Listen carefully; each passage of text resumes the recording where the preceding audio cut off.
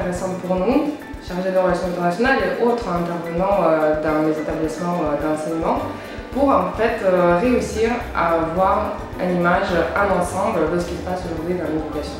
On sort des petites pièces de puzzle, on regarde le cadre, on se construit le cadre et on essaie de trouver notre place dans ce cadre qui est l'image de l'éducation nationale française. Ce ne sont pas des informations générales, mais ce sont des informations qui sont véritablement ciblées pour les gens qui font le travail. Ce n'est pas nous qui sommes moteurs, mais on est plutôt, enfin je ne vais pas dire chef d'orchestre parce que c'est un peu ambitieux, mais assembleur, voilà, de personnes qui font des choses, qui innovent et qui apportent la matière. Nous, on les laisse simplement, entre guillemets, pour faciliter, avec quand même une panoplie d'outils internet, avec une panoplie également de présence sur le terrain au niveau français, mais également dans les pays avec les espaces campus. Les actualités législatives en ce qui concerne par exemple les titres de séjour, on est beaucoup sollicité, on nous pose beaucoup de questions, j'ai pas toujours les réponses et je pourrais également faire un retour à ma collègue qui n'a pas pu venir aujourd'hui. Comment aussi,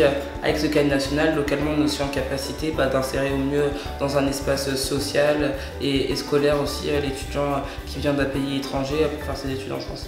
Le sujet sur le parrainage, parce qu'on a ce système aussi dans notre université. Pour le coup, je me dis peut-être il y a plus, peut-être il y a d'autres façons de faire. Nous, notre atout majeur, en fait, c'est que du coup, on a cette proximité avec les étudiants. C'est-à-dire que quand les étudiants s'inscrivent sur la plateforme, ils savent qu'ils auront affaire directement à d'autres étudiants. Donc en fait, il y a l'approche par les pairs qui est important et qui est aussi recherché du coup par les universités. C'est une complémentarité. Nous, on a besoin d'eux pour leur réseau de communication, leur canaux de communication avec les étudiants français et internationaux.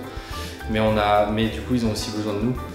Par rapport à notre approche non institutionnelle forcément qui est totalement complémentaire en fait avec les universités. La journée d'aujourd'hui révèle bien qu'il y a des grandes disparités en fonction des villes universitaires, notamment qu'il y a aussi une grosse question budgétaire qui joue, c'est les établissements, les villes universitaires qui ont les moyens de pouvoir investir sur ces questions-là, qui vont développer des initiatives en ce sens-là. Donc on vient d'avoir l'exemple de Lille, mais tout à l'heure celui de Lyon.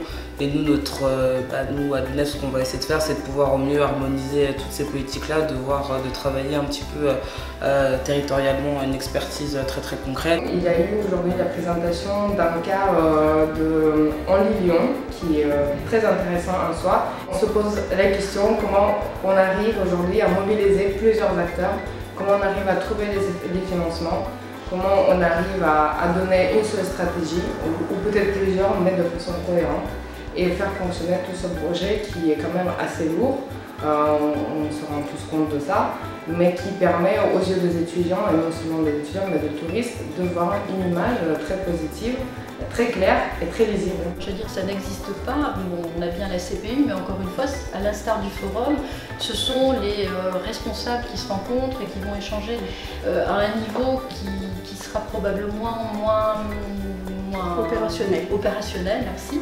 Mais je pense que c'est vraiment la seule opportunité de l'année finalement pour tous ces gens qu'on voit là.